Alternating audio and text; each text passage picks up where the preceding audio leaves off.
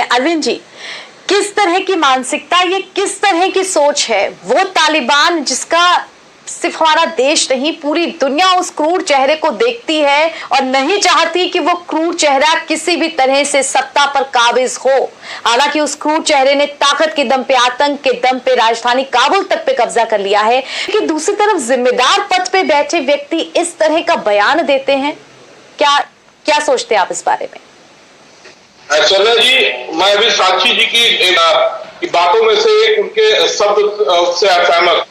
जैसे उन्होंने संभल के जो सांसद हैं समाजवादी पार्टी के, उन्होंने कहा कि ये ओछी और ये ओछी सोच आप मत कहिए साक्षी जी, ध्यान से सुनिएगा। ये तालिबानी मानसिकता का हिंदुस्तान का भारत में संस्करण है। इनकी मानसिकता यही है। आप भले इनको ओछी मानसिकता कहेंगे, लेकिन ये मानसिकता पूरे विश्व में इस्लामी कट्टरवाद के नाम से जानी जाती है, जिसका प्रतिनिधित्व करते हुए तालिबान ने अफगानिस्तान में कब्जा किया। और ये महाते हिंदुस्तान में मुरादाबाद के सांसद, इनके चेहरे से खुशी टपक रही है कि उन्होंने अपने हक को प्राप्त कर लिया। और भारत के स्वतंत्रता संग्राम का हवाला देते हुए इन्होंने कहा अंग्रेजों से भगाया। तो इनको याद होना चाहिए ब्रिटिश हुकूमत से लड़ने वालों के अलावा जो मुगल दुर्दांत थे, जो इस्लामिक कट्टरवाद के प्रतीक जो मुगल शासक थे, उनसे लगातार भारत के योद्धाओं ने, धर्म योद्धाओं ने लड़ा है। चाहे छत्रपति शिवाजी हो, चाहे राणा प्रताप हो, चाहे अवंती भाई हो। उसके पहले जो है कालखंड में राजा बलभद्र सिंह चहलारी अंग्रेजों से लड़े, तो उसके पहले महाराजा सुहेलदेव लड़े। तो ये जो आजादी की लड़ाई की बातें होती हैं, जब हम डेमोक्रेटिक कंट्री में आपको संभल से जनता ने चुना है, तो आप कह रहे हैं हमको अफगानिस्तान के बारे में क्या उनका अंदरूनी मामला। तो आप जो है, जब फिलीपींस में कुछ होता है, पाकिस्तान में कुछ होता है, तो इनके पेट में मरोड़ क्यों होता है? इसलिए होता है क्योंकि ये तालिबानी मानसिकता के लोग हैं। और ये निजामे मुस्तफा जो एक कॉन्सेप्ट है, गजवाए हिंद जो कांड इस्लामिक कट्टरवाद था, उसका प्रतिनिधित्व करने वाले लोग हैं, जिसको दुर्भाग्य से हिंदुस्तान में लोकतांत्रिक व्यवस्था में हम आप मतदाता चुन लेते हैं। इसका जवाब तो समाजवादी पार्टी को देना पड़ेगा कि क्या वो अपने सांसद के बयानों से सहमत है या असहमत है। अब तक देखिए, अभी कई अच्छे लोगों ने जो समाजवादी पार्टी के मुखिया के बड़े करीबी हैं, उन्होंने सोशल मीडिया में लिखा है कि अगर ये बसपा के सांसद होते तो मायावती अब तक वर्ग को निकाल चुकी होगी। लेकिन अखिलेश जी, आप जवाब बिल्कुल तो सीधा कोई मुरव्वत नहीं। ये तालिबानी प्रवृत्ति के लोग हैं, इनकी हरकत यही है। हम आप इसको ओछा समझते हैं, लेकिन ये मानसिकता ही तालिबानी निजामे मुस्तफा, दूसरे धर्म को छोटा कहना, किसी भी लोकतंत्र में घुस जाना, फिर उसको बंदूक के जरिए पर इस्लामिक सत्ता हासिल करना, ये इनकी मानसिकता है।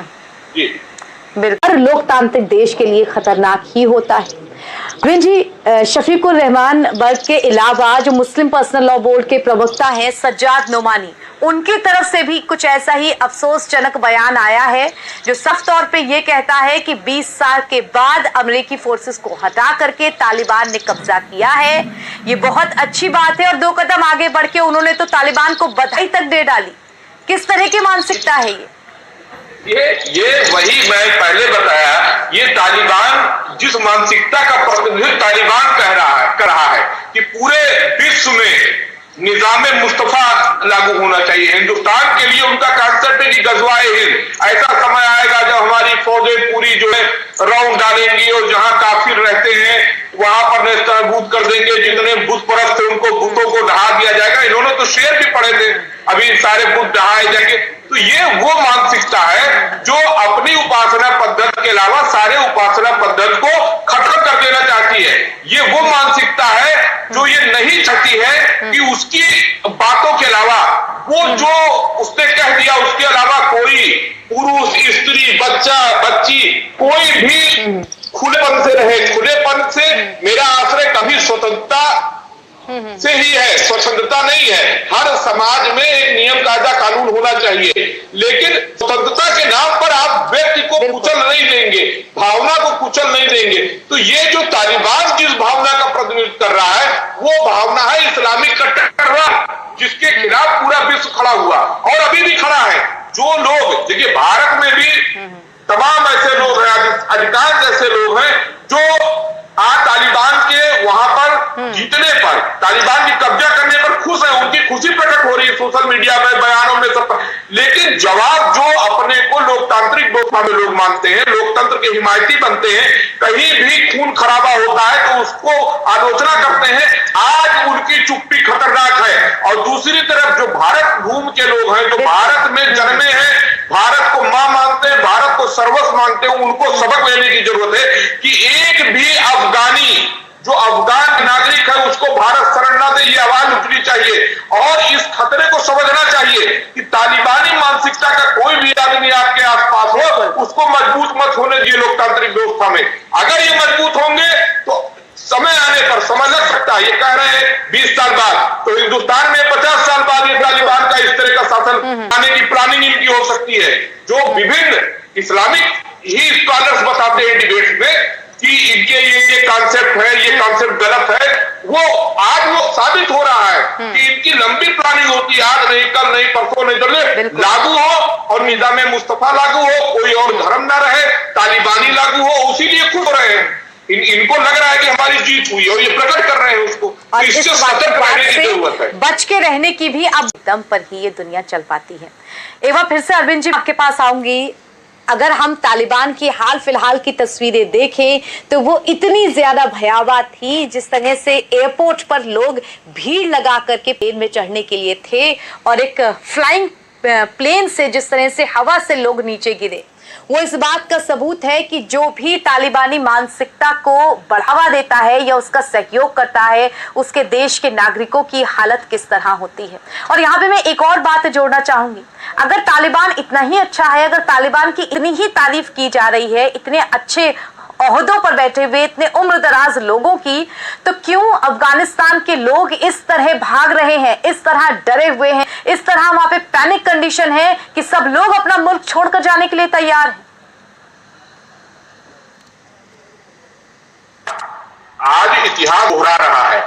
जिस तरह हम लोगों ने मध्यकालीन इतिहास को पढ़ा है कि किस तरह तैमूर लंग की सेनाएं निकलती थी, गाजा मूली की तरह काटती थी, किस तरह मोहम्मद गौरी और गजनवी ने जो है महिलाओं की अस्मिता और राष्ट्रों की अस्मिता से खिलवाड़ किया। जिस राष्ट्र में पहुंचे, जिस समाज में पहुंचे, उस समाज को उन्होंने तहस-नहस किया और केवल लूट किया। अभी जिन्होंने कश्मीर के दुख को नहीं समझा, कश्मीर के दर्द को नहीं देखा, नंगी आंखों से आज अफगानिस्तान में भागते हुए अफगानी महिलाएं, चीखते हुए बच्चे, सब दिख रहा है।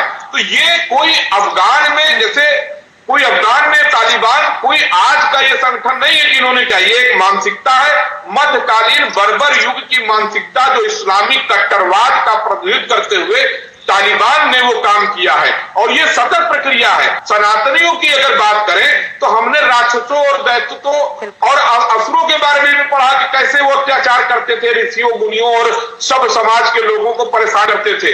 तो ये उस समय भी क्या हुआ, उस समय ऋषियों मुनियों ने कहा कि आप सरकार को कहा, जो राजा राजतंत्र था तब सरकार से अनुरोध किया कि आप अपने राजकुमारों को दीजिए, हमारी रक्षा करें।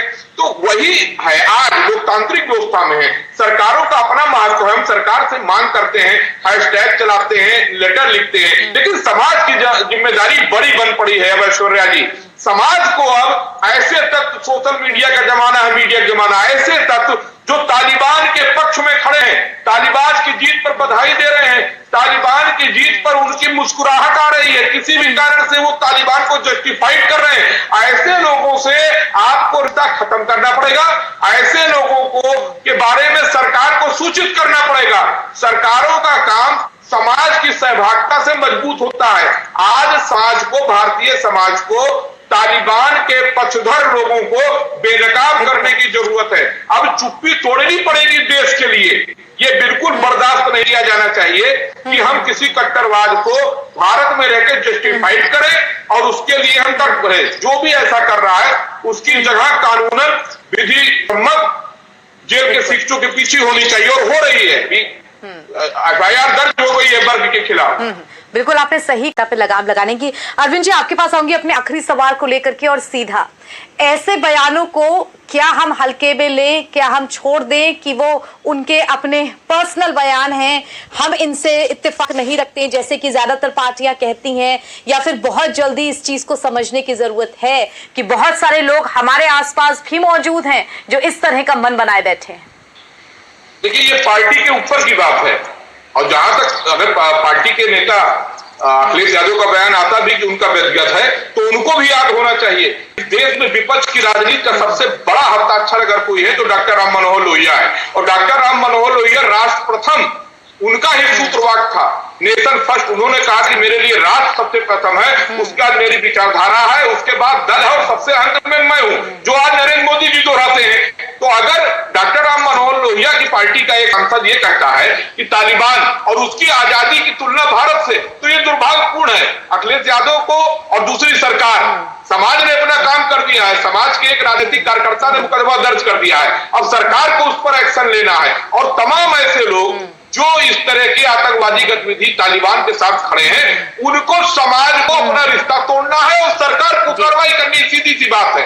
अब घालमेल अगर करेंगे तो आने वाले 10-20-50 साल में ये तालिबान मानसिकता यहां न बढ़ाए, इनकी जनसंख्या न बढ़े, इनकी राजनीतिक प्रभुता न बढ़े, इनकी जो है आर्थिक क्षमता न बढ़े। इसके लिए भारत के समाज को, भारत को अपनी मां मानने वाले समाज को खड़ा होना पड़ेगा।